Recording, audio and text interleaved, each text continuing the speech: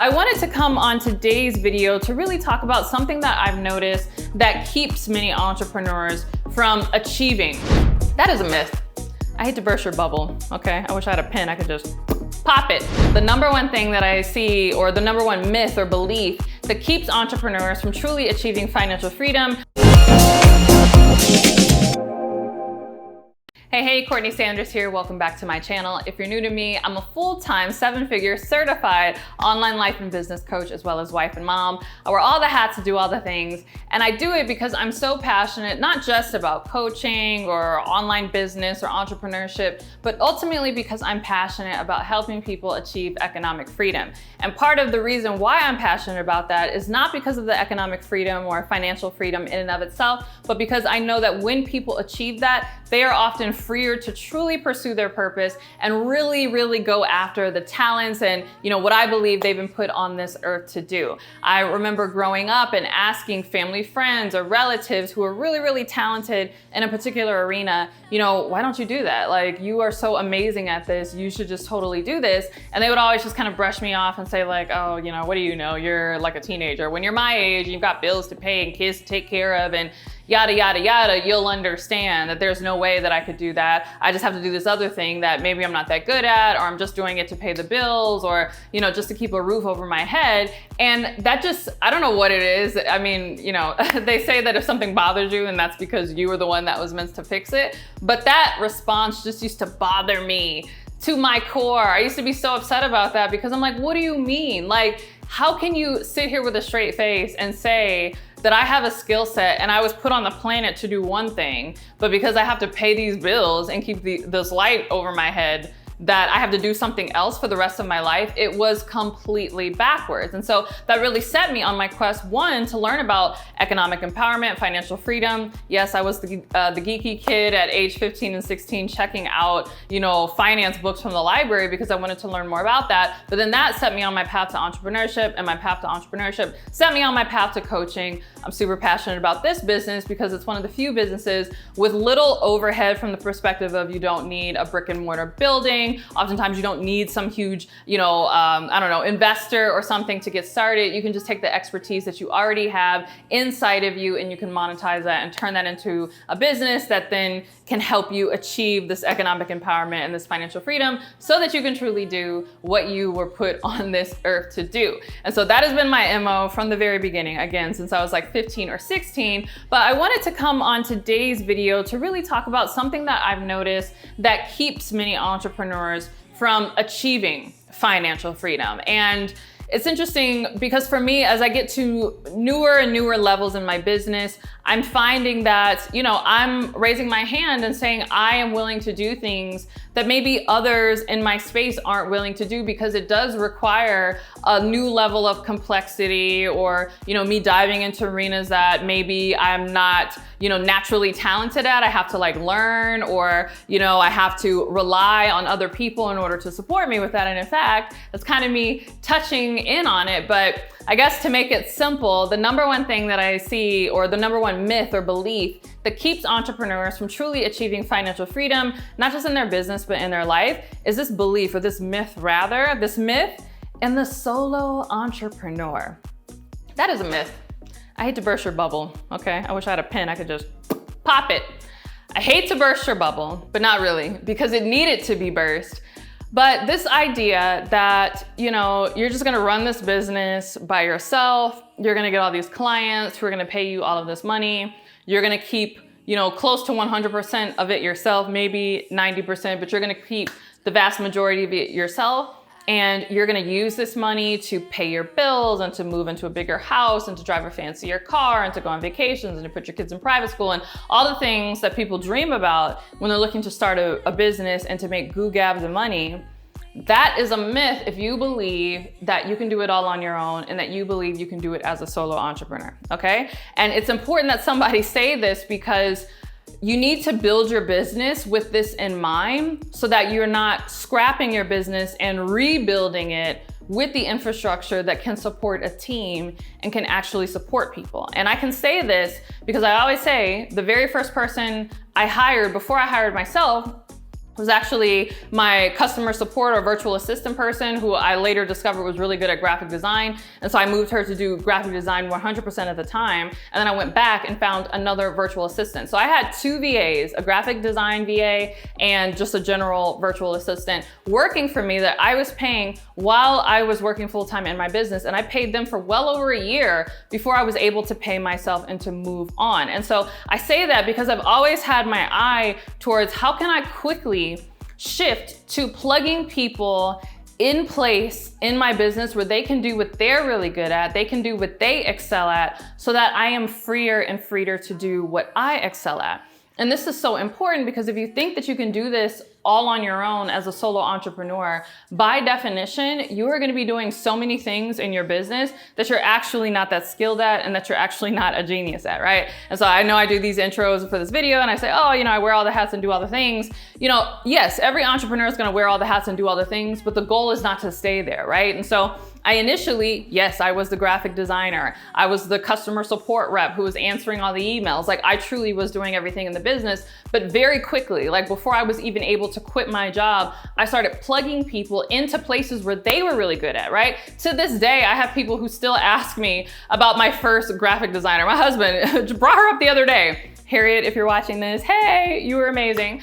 She actually started off as an intern and then worked for me and then graduated and then was able to, move on to other pastures and to do even more exciting graphic design work. But to this day, I have people asking me about her and is she looking for work, etc., because that's how good she was. And granted, my current graphic design team is amazing as well, but she was so skilled at this. She loved graphic design. Again, she was going to school for it. She was like, this is all that I want to do.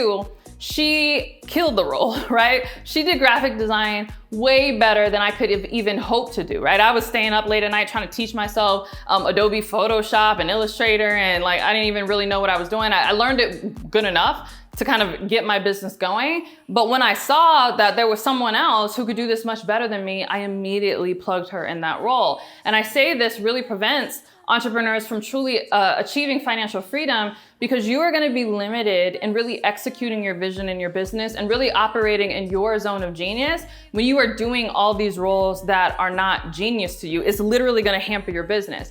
And I say this because so many entrepreneurs are reluctant to put really talented people in roles in their business that they would actually be really good at because they worry about the money, right? And they say, oh, well, I don't have the money to be able to afford that person. Listen to me. Listen to me, okay? You need to find the money to afford them even some of the time.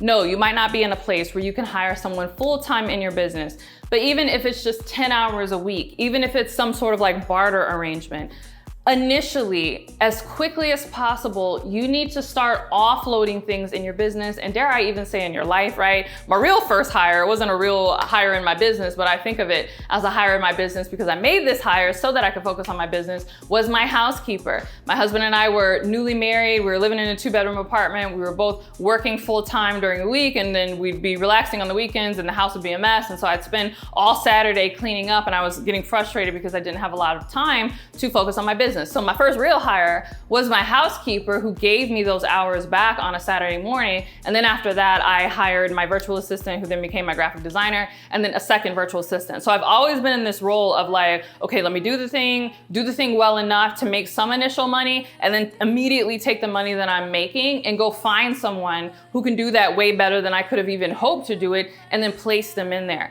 And I say this now because I am now getting to a place in my business where we're scaling so rapidly, right? Shout out to my brand new CLS Coaching Certification Program. No, CLS doesn't just stand for my initials. It actually stands for Coach of Life Success, because that is the designation that you're gonna walk away with in about 3 to 4 months' time. That's all it takes in order for you to get your accredited coaching certification, because the program is accredited. But even at this place now, where again, we're enrolling people into the certification program, it's been blowing up my business. I've had to hire new enrollment coordinators, learning support staff, 2 going on 3 coaches. I mean, literally in the 2 weeks leading up to me recording this video right now, I have been on back-to-back interviews. I just had group interviews this morning before I came here to do this recording 4 new staff to help support me because of the way that the business is growing, but the business would not be growing had I not found people who were really good at what they did, right? And again, I have always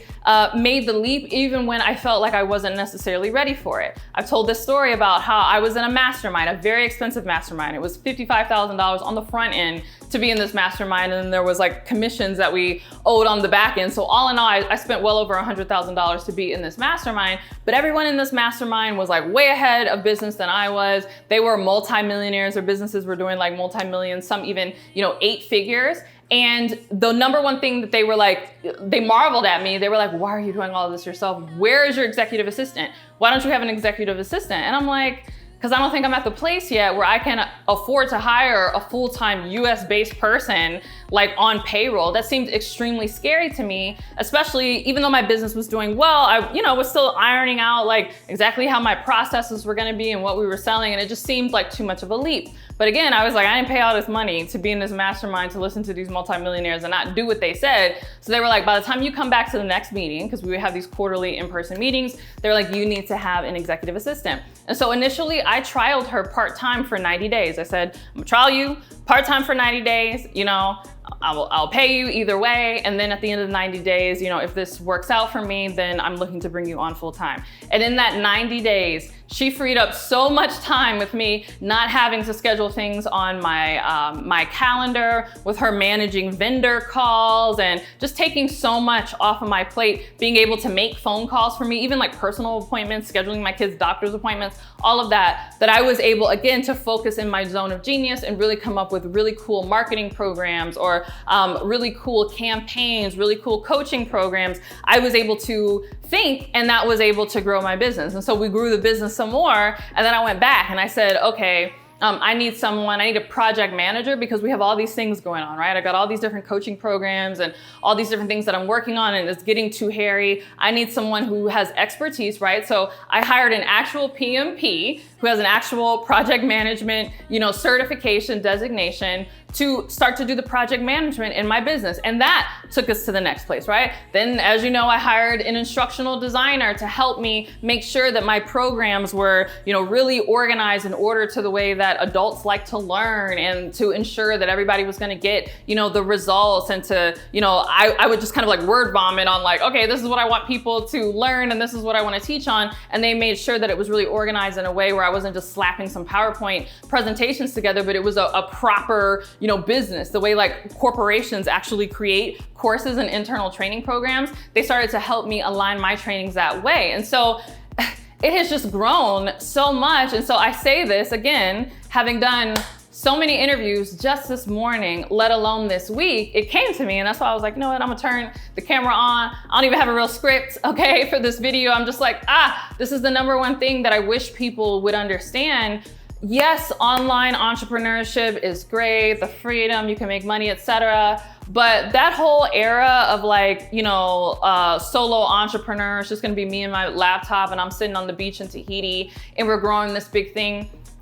That's not how it works. You are gonna hit a cap, and you're gonna hit a cap because you're trying to operate in your genius, but then you're also trying to handle all the different logistics of your business. And so you're gonna be limited in your bandwidth in terms of how much genius you can provide to the actual arena that you are really good at. And you're gonna watch other people in your sphere take off and just really get after it, and you're gonna be wondering, right? And then we get into this like spiral of insecurity and shame and, well, they're not better than me, I'm just as smart as them, why isn't my business growing, da, da, da. I know how it is, the comparison, because I've been there, right? Ask me how I know. We get into this spiral of wondering, what is it that they have that we don't? And honestly, it's just this mindset of being willing to find the people who are really good at what they do and building them around you. So you will get to a place in your business where it's actually not your job to do the thing, but it's your job to hire amazing people who can do the thing. And that's where I find that I'm in. I'm really building like an A-list team. a team that operates and executes at a really high level, and it's allowing me to move faster, it's allowing me to scale bigger, and it's allowing me to do things that I never even dreamed that I would be able to do. Like, I literally stand here before you with an accredited coaching certification program. Like, I'm not just a coach now, I'm a CEO of a coach training provider. Like, I'm actually an educational institution. Again, people ask me, how did you get here? I got here by doing exactly what I'm telling you to do, doing what I could do, and then immediately putting people around me that could do the things that I'm not that great at, so that I can always focus on my vision. I can always focus on executing my vision. And so now I joyfully hire, right? Even if I don't feel prepared to, right? I talk a lot about how in business we need to get out of this mindset, that debt and credit is bad. I am so grateful that I live in the United States of America and that all I need is a decent credit score and an LLC and I can get a line of credit, right? If I wanna go hire a bunch of people right now, my bank will give me $200,000 to go make that initial payroll so that we can make the money and then I can pay them back and then pay the line of credit off. Like, we get so caught up on all these like, oh no, I can't do this if I don't have the money. The money will come if you find the people. So do whatever it takes to find the people so that you can grow the business to the real level that you want to, and you can experience that financial freedom. Because if you don't, you're gonna find yourself capped. For a lot of people, I see them capped at the low 6 figures. So maybe they're making just 6 figures or maybe under it, maybe $80,000 a year or $90,000 a year, because for the most part, they're doing everything themselves. Maybe they have a part-time assistant, but beyond that, they're doing everything else themselves. And especially with just the saturation, right? Coaching is growing in popularity, online business is growing in popularity. It takes more to rise above the noise. And so just in your cost of advertising, and I don't necessarily mean like running Facebook ads or anything, but just the cost of being on Instagram or being on YouTube, right? It's not free for me to produce these videos, okay? So to produce these videos on a consistent basis, the cost in creating content in order to show up visibly is really gonna start to eat into your margins if you're the only one that's making this machine, which is your business, operate, and you're not gonna be able to achieve financial freedom, because at the end of the day, you're just gonna be walking away with maybe a few $1,000s a month, which might be enough for you to quit your job, but it's not really enough for you to really excel and experience the financial freedom that I know so many of you are looking for when you get into entrepreneurship in the first place. And so I tell you this so that you can start to build the infrastructure in place in your business right now to get prepared to hire people. Even if you can't hire a whole team, from the outset, you need to be bringing people on with you. And as soon as you start to make some sales, go find somebody else and put them in the right seats on your business. Every time you make sale, every time you increase your revenue, go find other people that are gonna kind of scale you, not just out of the business, because people talk a lot about that, oh, I wanna be scaled out of my business. No, you wanna be scaled into your zone of genius, but you can't do that if you're doing everything else. So trust me on this, the myth of the solo entrepreneur is just that, a myth. You might make a few $1,000s net, a month, maybe under 6 figures a year, but to really achieve financial freedom, especially in this inflationary environment, interest rates, right, are going crazy. People want to buy homes, buy cars. The cost of everything is going up. You can't afford to stay in the same place financially. Like, I beg of you, I'm like shaking you by the shoulders. You really need to get to a place where you're not just the person who does the thing, but you see yourself as the CEO of your business and you're looking for top talent who can help you execute your vision.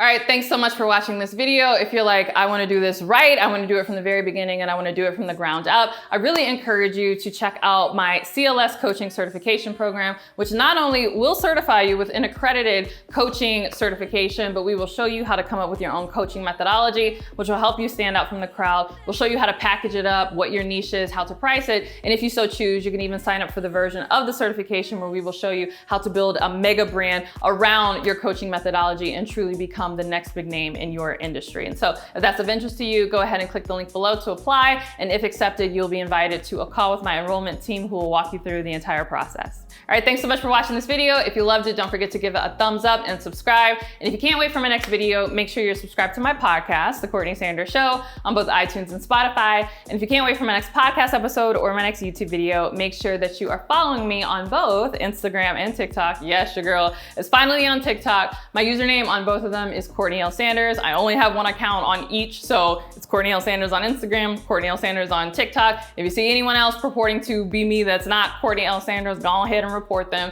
But go ahead and follow me on whichever platform you like best. And with that, I'll see you in the next video. Bye.